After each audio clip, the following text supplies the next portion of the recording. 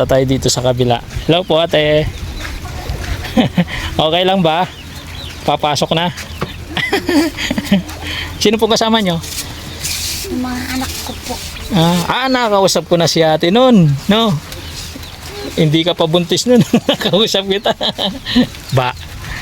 Ito pala yung kubo ni ate, oh. Kayo lang dalawa dito? Ate? Ano po? Bali, 5 po kami. Bali 5 kayo. Dito, lahat kayo dito natutulog. Ano po? Bagong tayo rin yata ito. Hindi man po kay kuya ko po. Kaso po tumutulog po. Oo, ito po yung kalagayan ng mga kapatid natin dito sa Palacol. Kaso Palacol po, River po. may asawa nga po ako. Siya na nga po yung umaalis po tapos pagkadating niya. Nakikipag-iwalay po. Bakit? Ewan ko po sa kanya. Grabe na. Ilan po yung anak nyo? Bali pang 5 po tong binubuntis ko po. Pang 5. Tapos gusto niya makipag-iwalay po sa inyo. Opo. Grabe naman. Baka meron po kayong gustong sabihin. Dito po kayo natutulog. Kaya ayaw niya pong ayusin yung bahay po kasi gusto niya na daw pong Makipag-iwalay. po sa akin.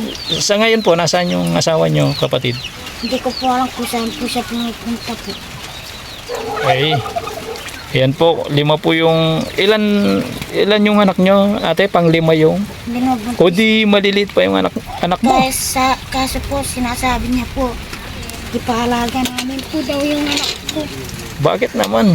Hindi ko po alam sa kanya. Kasi Baka po may makakapanood nito, mga kapatid, oh.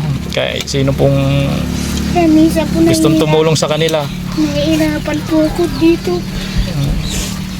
Sino pong kasama nyong natutulog dito? Mga anak nyo po. Tignan nyo po yung tira nila, mga kapatid, oh. Tignan nyo. Ayan, dito mayroon lang konting kortina. Tapos open na dun. Oh, paano pag lumakas yung hangin? O di isasama na yung bahay mo. Sinabi niya rin po, pag panganak ko daw po, hindi niya po daw ako halagaan. Tapos, hintay niya lang daw po ako manganak. Iiwanan niya daw po ako. Anong hanap buhay mo ko, ate? Ibig ko sabihin, yung mga anak nyo, paano kumakain? Isa po, may namimigay po. Tapos nung dumating po siya, dinalang lang po sa amin ng yung NFP po na bigas. Ewan ko po ilang kilo po yun. Ganyan po ate, kahit umulan, napapunta po ako dito at may dala akong konting dalang biyaya. Sana kahit paano makatulong po sa inyo. Konti lang po. Sana makatulong. Gusto niya po yung pagdating niya, nakikipag-iwalay na po. Grabe na. 5 na yung anak niyo, makikipag-iwalay pa. Hindi po, hindi niya naman po kasi anak yan po yung mga 4 po. Pangalawang mister niyo na siya. Opo. Kaya pala. Pero yung dinadala niyo sa kanya. Opo. Siya po, pang 3 na lang po akong asawa niya po. Tapos hindi man po siya nagtitino sa mga iba niyang asawa po. Iniiwan Kulot niya. po, kulot. Opo. Nakatutubo rin. Yung lahat ng naging asawa niya po. Iniiwanan niya. Opo, may anak po siya, tig-isa. Grabe naman. Meron din palang ganun dito. Katutubo. Hindi ko lang po sinusumbong sa mga kuya ko po. O paano yan? Makakapanood. Sigurado mapapanood dito. Anong gusto mo pong sabihin natin? Baka meron kang gusto sabihin. Sige. Sana po kung sino man makakapanood ng itong video ko po. Sana po may makakatulong na kahit sino pong tao po sa akin. 5 po yung anak nyo.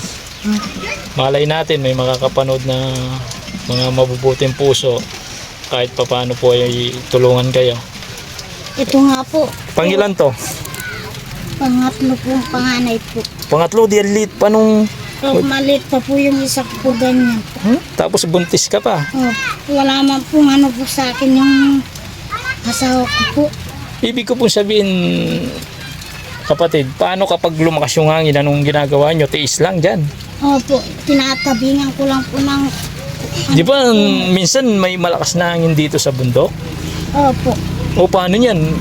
Di, tignan nyo. Ito po, tignan nyo kapatid na nabali na yung, tignan nyo po, bali-bali na yung bubong.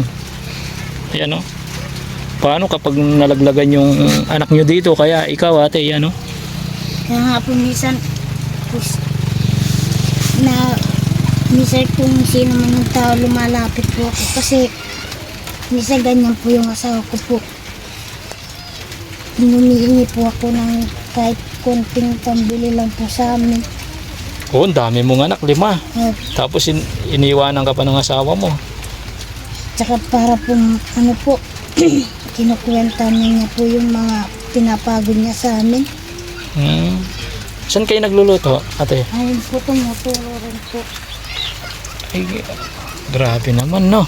O di, mas kawawa kayo pag umulan. Wala nang panig yung bahay mo, Teo.